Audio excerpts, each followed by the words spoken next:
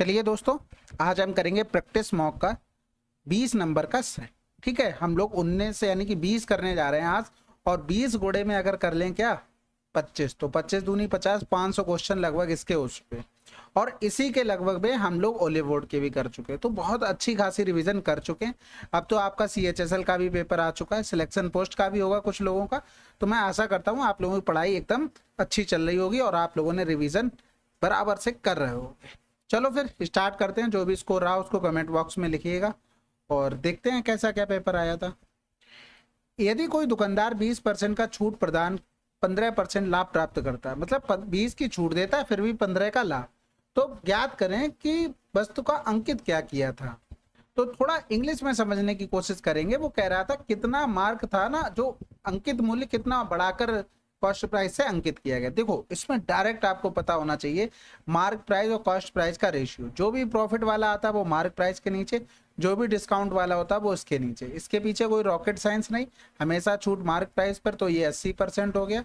और प्रॉफिट हमेशा होता है किस पर, CP पर, तो ये हो जाएगा 115। अब यहाँ पर ये भी सेलिंग प्राइस बन जाता छूट देने के बाद, इसमें प्रॉफिट जोड़ दिया ये भी, तो इसलिए दोनों बराबर रेशियो बनाओगे तो ये आ जाएगा। तो ये चीज आपको पता होनी चाहिए। ठीक है, 5 दूनी 10, 5 तीन 15 हो गया, ये 16 पंजे 80 हो गया। कितना बढ़ा के किया गया भैया, 7 बटे में 16 गुणे में 100 हो जाएगा। तो यहाँ पर करेंगे, देखो ऑप्शन का सहारा लेना, अपनी तरफ से टेबल वगैरह कुछ नहीं पढ़ना। स्टार्टिंग में 3 और 4 लिखा, 16 चौकू 64 हो सकता है, 6 बचा। अब दूसरे नंबर पे देखो 96 तो होगा नहीं, फिर देखो तीसरे नंबर पे 16 तियां 48 हो रहा है भाई, 6 बचा था, 16 तियां 48 हो सकता है, यानी कि 43 समथिंग आंसर। जीरो तो आने वाला नहीं था। अपना दिमाग कम से कम यूज करना है। ऑप्शन इसीलिए दिए जाते हैं उनका थोड़ा सहारा ले सके जहां भी जरूरत पड़ेगा।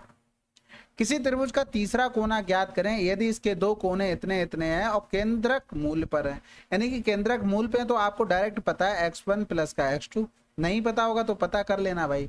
ये बराबर में ये देखो केंद्रक क्या हो गया, 0,0 हो गए, तो ये x वाले 0 हो जाएंगे। इधर y1 प्लस का y2 प्लस का y3 अपॉन में 3, ये भी इधर 0 हो जाएगा। यानी कि करेंगे 4 प्लस का -3 प्लस में x3 निकालना है, बराबर में क्या हो गया 0 हो गया। यानी कि x3 बराबर करेंगे 4 से 3 गया 1, यानी कि -1 आ गया। इधर करेंगे तो ये हो जाएगा 1 और प्लस में हो जाएगा y2 कितना 4 और y3 और इधर हो गया 0, यानी कि y3 बराबर क्या आ गया -5। तो -1 -5 आंसर। अगला सवाल। अब इसमें क्या कह रहा था, पंप था 3 घंटे में भर सकता था, रिसाव के कारण इतने में। कह रहा था पूरी टंकी को खाली, बहुत आसान है। 3.5 इंटू में 3, दोनों का डिफरेंस कर दो 0.5, पॉइंट से पॉइंट चला गया, 5 सत्ते 35 हो गए, 7 21 हो गया, आंसर आ गया। भाई कुछ नहीं किया। अब हमने देखो जो भरने वाला था और यहाँ पर दोनों चल रहे थे खाली करने वाले, ये 3 घंटे में, ये 3.5 में। हमने एलसीएम ले लिया, यानी कि टोटल वर्क ये हो गया। इसकी इफिशियंसी हो गई 3.5 और इसकी इफिशियंसी हो गई 3। यानी कि जब भैया इन वाले की इफिशियंसी 3.5 है तो खाली करने वाला 0.5 रहा होगा, तभी तो ये 3 बनेगा टोटल। तो हमने वही चीज किया, टोटल ये कर लिया और इन दोनों का डिफरेंस से हमने भाग कर दिया। वही चीज यहाँ पर करनी पड़ रही है। खत्म सवाल। अगला सवाल।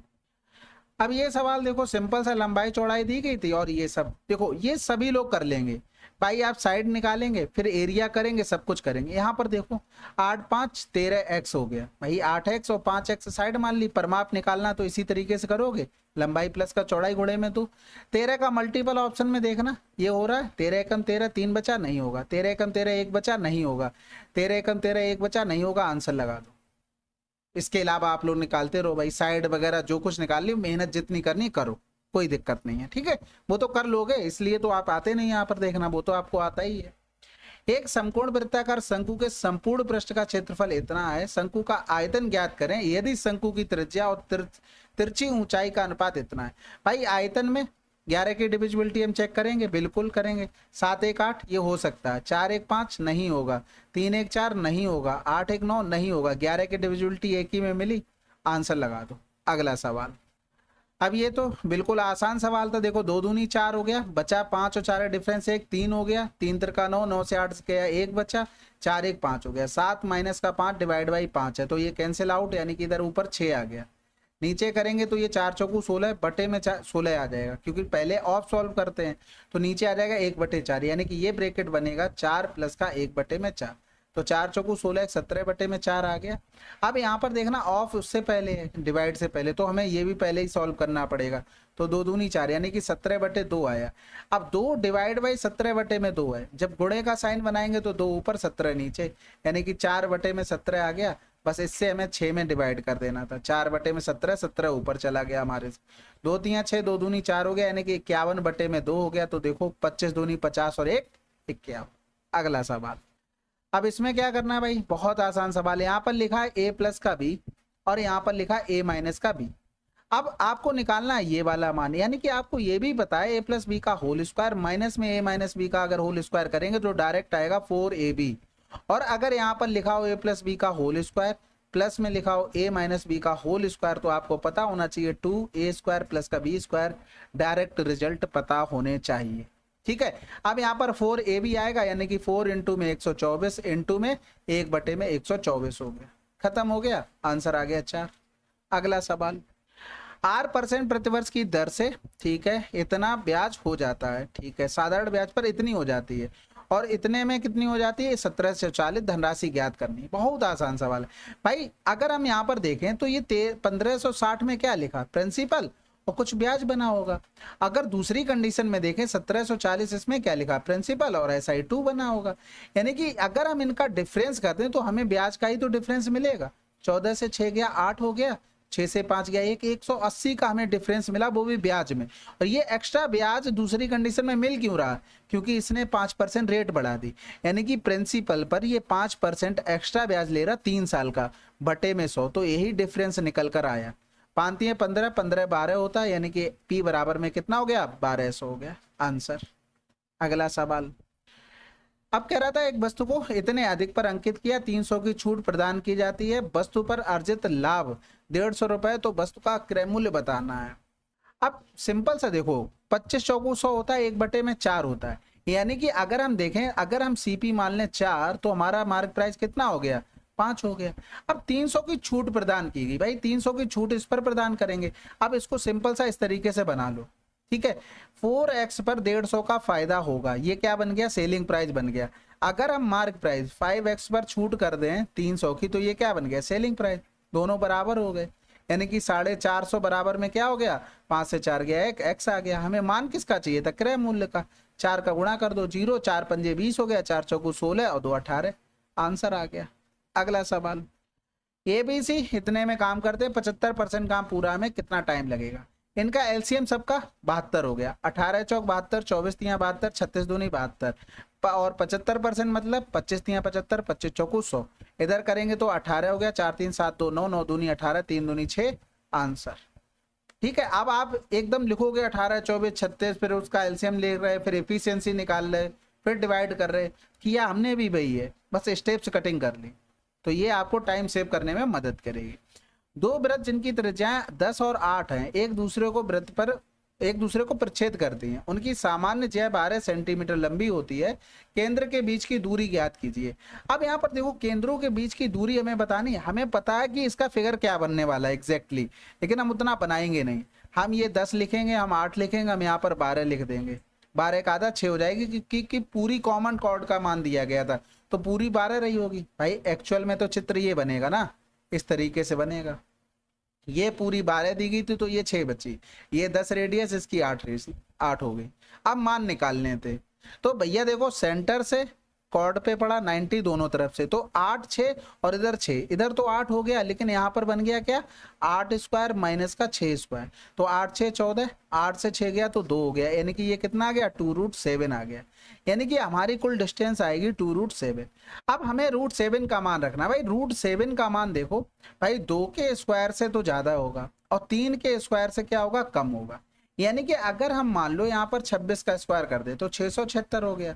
27 का अगर देखें 2.7 का स्क्वायर करें तो ये 729 हो गया। अब ये तो हम ले नहीं सकते, कम वाला ही लेके देख सकते, हो सकता है 2.61 हो, 2.62 हो, ऐसे करके हो। तो हमें यहाँ पर √7 का मान क्या मिलेगा, 2.6 मिलेगा।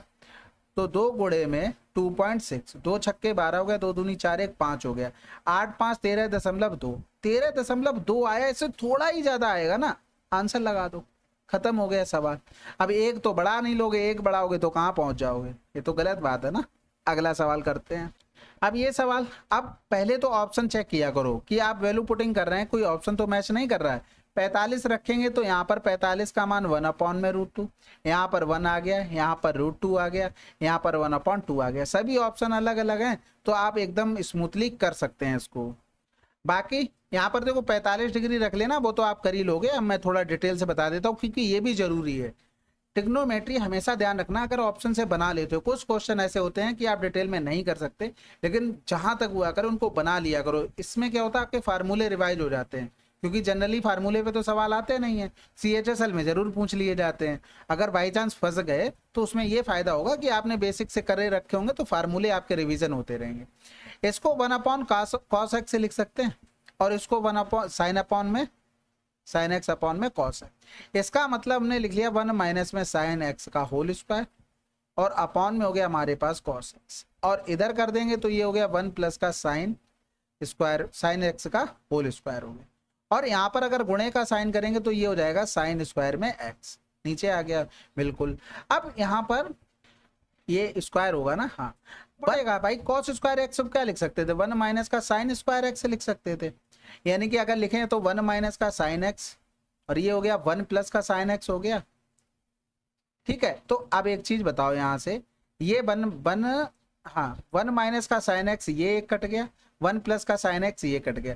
1 माइनस का sin स्क्वायर x हम क्या लिख सकते थे, हम बचा हमारे पास 1 माइनस का sin x लिख देते हैं पूरा। ठीक है, 1 प्लस का sin x। अब इतनी चीज लिखनी भी नहीं है, ऐसा नहीं है कि आप फार्मूला यूज करने के चक्कर में लिखते भी बहुत डिटेल में जा रहे हैं, वो भी नुकसानदायक है। ठीक है, तो ये ऊपर 1 माइनस का sin स्क्वायर x, इनको बनाकर 1 माइनस का sin स्क्वायर x से लिख सकते हैं। ये बराबर में हो गया हमारे पास cos square x। cos upon में sin क्या होता है, cot स्क्वायर x होता है। तो ये आपका डिटेल रहा। अगला सवाल, यदि सभी 5 कंपनियों में कर्मचारियों की कुल संख्या एक पाई चार्ट में दर्शाया जाता है तो कंपनी सी में कर्मचारियों की संख्या से निर्मित केंद्रीय कोण सी द्वारा निर्मित कोण है, यानी कि इसमें 13 का मल्टीपल देख सकते हैं, लेकिन आप कोशिश करना अवॉइड करने की। कभी कभी क्या होता है, पॉइंट वाली चीजों में राउंड ऑफ करके पीछे के नंबर हटा के छोटा करके लिख देते हैं, तो उस पर भी थोड़ा सा ध्यान देना। ठीक है, अब यहाँ पर इनको जोड़ेंगे, 4 2 6 हो गया, 6 4 10 की 0 हासिल लगा 1 हो गया, यानी कि 4 8 4 12 12 और 2 14 14 6 20 हो गया, हासिल लगा 2 हो गया। 4 2 6 6 3 9 9 5 14 14 3 17 17 और 3 20 हो गया, यानी कि 2000 का मान हमें दिया गया था 360, हमें निकालना था सी पर, यानी कि 520 का मान। तो 2 0 तो यहाँ से चले गए, इधर कर देंगे तो 4 पंजे 20 हो गया, 4 एकम 4 4 तियां 12 हो गया, तो 13 6 78 हो गया, हासिल लगा 7, 13 तियां 39, तो ये हो गया 46, बटे में आ गया हमारे पास 5।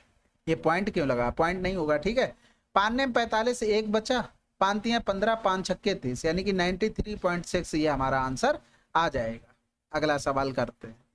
कॉस ए बराबर में साइन है, बहुत बार बता चुके हैं आपको, कॉस और साइन, कॉट और टेन, ठीक है, और सेक कोसेक।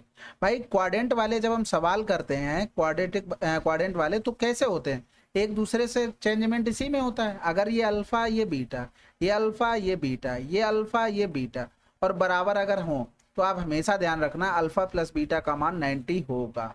यानी कि यहाँ पर हमें ए 60 दे दिया था तो ऑटोमेटिक बी का मान 30 हो जाएगा। ठीक है, अब हमें इसका मान निकालना था, यानी कि कॉट 30 डिग्री का, कॉट 30 में मान √3। अगला सवाल, अब ये सिंप्लीफिकेशन का है, बहुत सावधानी से करने होंगे सवाल को। पहले तो देखो ये 16 नीचे आ जाएगा, तो ये पॉइंट आ रहा है, ये हट गया और ये भी हट गया, क्योंकि ये ऊपर गुणे में है तो यहाँ पर भी 2 के बाद है, नीचे भी 2 के बाद हो गया। 16 8 128, 8 चौक 32 हो गया। ठीक है, इधर था 108.24 हो गया। अब इसमें ऐसा भी नहीं यूनिट डिजिट से काम कर लो, थोड़ा डिटेल में ही जाना पड़ेगा।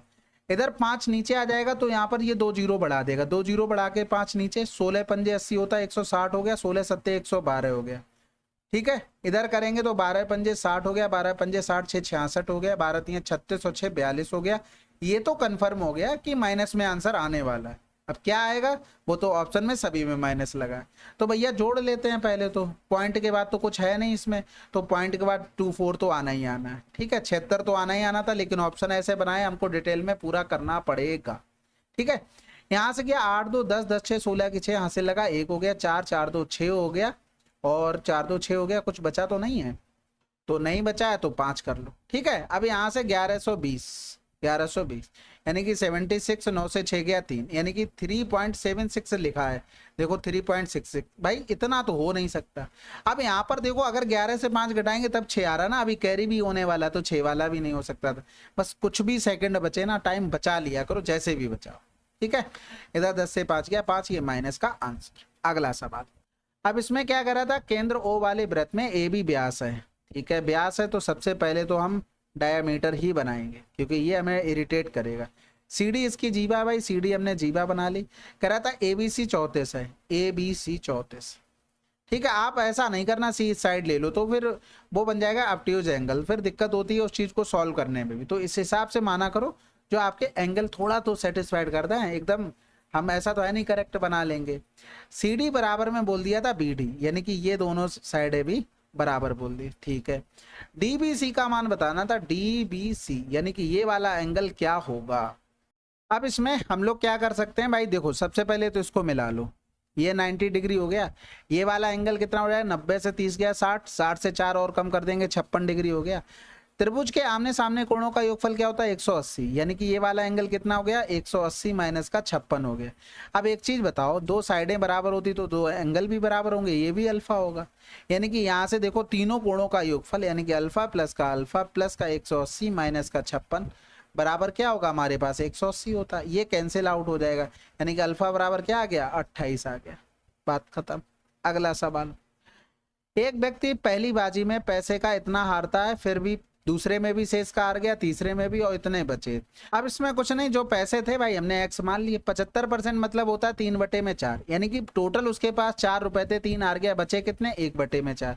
फिर ये टोटल अब बन गए 100%, उसमें से फिर 75% हार गया, फिर 1/4 बचे, फिर हार गया, फिर 1/4 बचे, इसी का मान दिया गया था 26। अब यहाँ पर ये कर सकते थे 13 का मल्टीपल आप देख सकते थे, क्योंकि 26 तो आना ही आना है, 13 का मल्टीपल वहां से चेक करके आप कर सकते थे। लेकिन आपको थोड़ा सा सावधानी बरतते हुए करना है, ऐसा नहीं कि अंधाधुंध करते चले जा रहे। सबसे पहले देखो 8 2 64, ये भी 8 से कट रहा है, फिर 8 चंग 48, ये भी कट रहा है, 8 से तो बनी नहीं, अब 13 से करेंगे। नहीं तो पता, पहले ये चीज बता इसलिए रहा हूं क्योंकि ऑप्शन में देखने से 4 का भी मल्टीपल देखना पड़ेगा, 13 का भी, ठीक है। नहीं तो फिर क्या, 4 एक गुणा भी कर सकते, 4 चौकू 16 चौकू 64, गुणे में 2 करेंगे तो 128, गुणे में कर देंगे 13, 13 अट्ठे 104 हो रहा है, 13 दूनी 26 और 10 36 हो गया, 13 एकम 13 और 3 15, 13 3 16, 16 64 आंसर आ जाएगा, ठीक है। तो इसी तरीके से कर लिया करो। एक नाव की धारा विरुद्ध गति धारा की गति से आधी है, समझ में नहीं आई था। Up stream speed of a boat is half the speed of the current, यानी कि करंट की स्पीड अगर हम मान लेते हैं कि ये b है और अगर हम बोट की मान लेते हैं कि a है, तो वो कह रहा था अप स्ट्रीम यानी कि विरुद्ध वाली बात कर रहा, तो a माइनस बी हो गया। अब वो कह रहा था कि करंट की आधी है, बस खत्म हो गया सवाल, यानी कि 2a हो गया और इधर हो जाएगा 3b, यानी कि a/b कितना हो गया 3/2, यानी कि नाव की और धारा की गति की हमें क्या पता लग गया, रेशियो पता लग गया।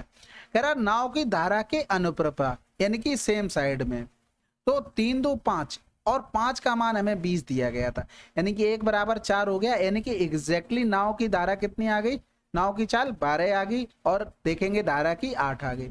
अब भैया 90 विरुद्ध जाना है तो 12 माइनस का 8 करेंगे यानी कि 4 आ जाएगा, तो यहाँ पर 4 दूनी 8 हो गया, बचा कितना है 1, फिर 4 दूनी 8, 4 पंजे 20, यानी कि 22.5 समय लगेगा। ये किलोमीटर प्रति घंटा क्यों लिखा है भाई, ठीक है। अगला सवाल, एक 300 मीटर लंबी ट्रेन इतने लंबे मीटर पुल को 18 सेकंड में पार करती है, ट्रेन व्यक्ति कितने समय में पार करेगी जो समान दिशा में कितने की गति से चल रहा है। पहले तो ट्रेन की स्पीड निकाल लेते हैं, दोनों को जोड़ देंगे तो 3 1 4, 480 बटे में 18 सेकंड हो गए, ठीक है। हमें सेकंड में ही आंसर चाहिए तो चेंज करने की तो जरूरत है नहीं, कि है नहीं है। 6 3 18 हो गया और 6 6 48 हो गया, यानी कि 80 बटे में 3 आ गया, ठीक है। अब 300 मीटर जाना है, यहाँ पर अगर इसको भी चेंज कर लेंगे 5/18 है, तो ये हो जाएगा 6 3 18 5/3, यानी कि 80 माइनस का 5 बटे में 3 हो गया, यानी कि 300 गुणे में 3 बटे में 75 हो गया। तो ये 4 बार चला जाएगा, 4 3 12, सेकेंड आंसर। 4 बार डायरेक्ट कैसे काट लिया, क्योंकि 75 दूनी 150 होता है, 150 का 2 गुना 300, तो 4 गुना हो गया, ठीक है। अब ये भी आसान है भाई, p माइनस क्यू का मान ये दिया गया, जैसे यहाँ पर देखो अगर हम माइनस कॉमन ले लें तो p की पावर 3 माइनस q की पावर 3 हो गया। इसको अगर हम डायरेक्ट इसका रिजल्ट लिखें तो होता है 8 की पावर में 3 प्लस में 3 इंटू में 8 इंटू में हो गया पी क्यू। ठीक है, यहाँ पर था माइनस, तब माइनस का गुणा करेंगे 8 की पावर 3, माइनस में 3 गुणे में 8 इंटू में पी क्यू, और प्लस में 24 पी क्यू। तो ये तो कैंसिल आउट हो गया, बचा क्या माइनस का 512। आपने ये पढ़ा होगा अगर a दिया जाए तो x की पावर 3 1 अपॉन एक्स पावर 3 क्या होता है, a की पावर 3 प्लस में 3 ये होता है, और इन दोनों का प्रोडक्ट भी आता है। तो x इंटू में 1 अपॉन एक्स करते तो ये कैंसिल आउट हो जाता है, ये फार्मूला इतना ही रह जाता है। लेकिन यहाँ पर पी क्यू था, पी क्यू का गुणा कटना तो है नहीं, तो हमें पी क्यू एग्जैक्ट लिखना पड़ेगा। अगला सवाल, बिना पड़ाव के एक ट्रेन इतने की औसत गति से यात्रा करती है और पड़ाव के साथ इतने औसत गति से यात्रा करती है, औसतन कितने मिनट रुकती है। ये फिक्स पैटर्न का सवाल है, आप लोग डायरेक्ट लिख लेना अगर तरीका नहीं पता। 45 माइनस का 36 बटे में जो ज्यादा स्पीड होगी, जो ज्यादा स्पीड से चल रही होगी उसको हम अपॉन में कर देते हैं, इनटू में 60 मिनट बनाने के लिए, क्योंकि आंसर हमसे मिनट में पूछा।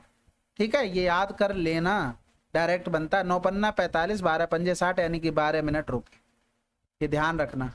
अगला सवाल करते हैं। कह रहा था सिटी ई में पैदा होने वाली महिला बच्चों की संख्या सिटी सी और डी में पैदा होने वाले पुरुष बच्चों की कुल संख्या से कितने % अधिक या कम है। सी और डी में ये बात कर रहा है मेल की, और ई में बात कर रहा है ये फीमेल की। ठीक है, सी और डी ये हो गया मेल और ये हो गया फीमेल, यानी कि सी डी ये रहा, यानी कि 980 और 1420। ठीक है, ई में पहुंचेंगे, फीमेल की बात हो रही यानी कि 1140। एट द एंड हमें रेशियो बनाना, तो पहले तो जीरो तो हटा ही दो। 8 2 10 की जीरो हो गया, हासिल लगा 1 हो गया, 10 और 4 14 हासिल लगा 1 हो गया, यानी कि 240। इधर हो गया 114। तो यहाँ पर करेंगे 2 से कटेगा, 2 एकम 2 2 दूनी 4 जीरो हो गया, 2 पंजे 10 हो गया, 2 सत्ते 14 हो गया, 7 5 12 3 से कटेगा, 3 चौकू 12 3 दूनी 6 हो गया, सॉरी 3 एकम 3 3 नेम 27 हो गया। अब भाई देखो यहाँ पर कितना कम हो रहा है, यानी कि 10 से 9 गया 1 हो गया, 3 से 1 गया तो 2 हो गया, 21 कम हो रहा किससे 19 से। परसेंटेज के लिए 100 का गुणा, ठीक है, सॉरी 40 से करेंगे ना, माफ कीजिएगा, क्योंकि वो इससे कंपेयर करने के लिए हमसे बोल रहा है, तो 40 से हम डिवाइड करेंगे। भाई कर देते पहले तो 0 से 0, 4 पंजे 20 हो गया, 1 बचा, 4 दूनी 8 हो गया, 2 बचा, फिर 4 चौकू 16, 4 पंजे 20, 52.5%। कहीं गलत कर दिया क्या, 4 पंजे 20, 1 बचा, 4 दूनी 8, 2 4 पंजे 20, माफ कीजिएगा, आंसर ये आएगा। अगला सवाल, एक व्यापारी 200 अंडे खरीदे जिसमें से 38 टूट गए, उन्होंने बेचे हुए अंडे को इतने रुपए प्रति दर्जन की दर से बेचा, इस तरह 8% का लाभ किया, उसका कुल निवेश कितना था। भाई देखो 200 अंडे खरीदे, उसने x रुपए प्रति अंडे के हिसाब से खरीदे, तो उस पर 108% यानी कि ये प्रॉफिट के साथ हमारा सेलिंग प्राइस बन गया। 4.80 में 12 अंडे, यानी कि 12 अंडे इतने रुपए गए, तो एक अंडा कितने हो गया 0.4 रुपए का हो गया, यानी कि अगर हम लिखें तो 0.4 का 1 हो गया, और बचे कितने अंडे हैं 200 माइनस का 38, इतने में बेचा गया। अब यहाँ पर हमें केवल क्या निकालना है 200 इंटू में x का मान, क्योंकि हमसे कुल निवेश पूछा है, तो हमने निवेश टोटल कितना किया 200 गुणे में x किया। ठीक है, बाकी कैलकुलेशन कर लेते हैं।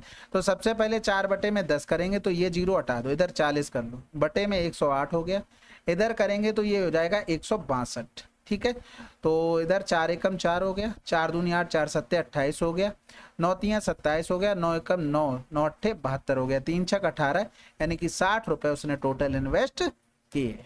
ठीक है, अगला सवाल, ये तो आसान है, केवल गुणा भाग का था। 7 तियां 21 और 4 25 बटे में 7, 15 तियां 45 और 4 19 बटे में 15, 9 एकम 9 4 13 बटे में 9, और 5 दूनी 10 1 11 हो गया, और 55 25 और 1 26 बटे में 52 हो गया, और इधर हो गया x बटे में 12।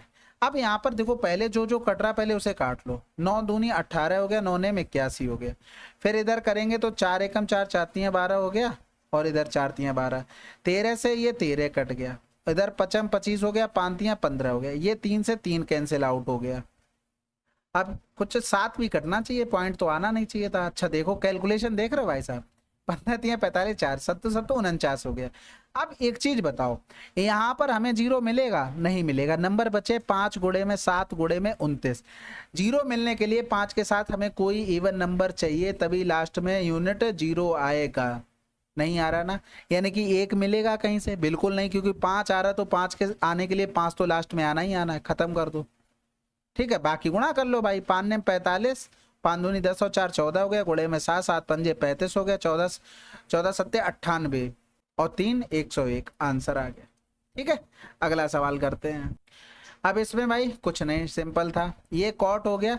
यहाँ पर देखो पाई का मतलब होता है 180, 2 गुणे में था बटे 6 कर देंगे, सॉरी कितना था 3, तो 120 हो गया, कॉट 120 हो गया। इधर लिखेंगे साइन 120 हो गया, इधर लिखेंगे कॉस 120 हो गया। अब यहाँ पर क्वाड्रेंट वाला लगेगा फंडा। देखो कॉट को हम लिख सकते हैं 90 प्लस का 30। अब इसमें देखो 90 यहाँ पर बनता है, इसमें आ गया कॉट, इसमें कॉट क्या होता है माइनस होता है, यानी कि कॉट चेंज होगा किसमें, क्योंकि 90 पे चेंज भी होता है, 10 में होगा, 10 30 होगा लेकिन माइनस का होगा। साइन 90 प्लस 30 करेंगे, लेकिन साइन तो सेकंड क्वाड्रेंट में प्लस होता है, तो साइन लेकिन चेंज होगा, ये हो जाएगा कॉस 30 डिग्री। इधर करेंगे कॉस 120, यानी कि दूसरे क्वाड्रेंट में कॉस हमारा माइनस होता है, लिखेंगे कॉस 90 प्लस का 30, तो ये हो जाएगा माइनस का साइन 30, क्योंकि कॉस चेंज होगा। आप सबके मान रख लिए जाएं भाई। देखो 10 का अगर हम लोग रखते हैं, 10 30 का मान सभी को पता होगा 1/√3 होता है, माइनस का होगा, ठीक है, प्लस में। लेकिन यहाँ पर देखो ये माइनस का है ना, ये वाला, तो ये प्लस क्या करेगा, माइनस बना देगा। इसको हम डायरेक्ट वैल्यू पुटिंग कर रहे हैं, अब ज़्यादा मत सोचना। कॉस 30 का मान आपको पता है कि √3 में 2 होता है, ठीक है। साइन 30 का मान आपको पता है 1/2 होता है, तो यहाँ पर हो जाएगा एलसीएम लेंगे तो 2√3 हो गया, इधर जाएगा तो ये 4 हो जाएगा माइनस का, इधर हो जाएगा माइनस का 3, यानी कि यहाँ पर करेंगे तो 2 दूनी 4 आएगा, ठीक है। क्योंकि आंसर ही नहीं मिल रहा था, हम सोचे पता नहीं क्या हो गया, तो ये आंसर आ गया, बिल्कुल आसान सा बात था। तो ये आज के आपके थे 25 सवाल। कमेंट करके बताइएगा आपका स्कोर क्या रहा, और आप अगर कोई PYQ देखना चाहते हैं तो आप दूसरे चैनल को ज्वाइन कर सकते हैं, जो लिंक नीचे डिस्क्रिप्शन में दिया गया। उस पर बेस्ट क्वेश्चन आपको करवाए गए हैं चैप्टर वाइज, जो कि आपके लगभग 2018 से अभी तक पूछे गए हैं, तो आप उनको विद इन टाइम में, मतलब जैसे यहाँ पर करते हैं ना, टाइम आपका बिल्कुल वेस्ट नहीं होता, उसी तरीके से आप वहाँ से कवर कर सकते हैं। अगर आप परेशान हो गए हैं सेम टाइप के रिपीटेड क्वेश्चन करते हुए, लेकिन करने वो भी जरूरी है, क्योंकि टाइम पेपर में उसी से सेव होता है, ना कि हार्ड क्वेश्चन से। अगर आप वो बहुत ज़्यादा बार कर चुके हैं तब आप उसको रेफर कर सकते हैं, तो आप उसको ज्वाइन करके वहाँ से देख लीजिएगा। बाकी कमेंट बॉक्स में अपना रिव्यू जरूर दीजिएगा। मिलते हैं अगले वीडियो में, तब तक के लिए जय हिंद, जय भारत।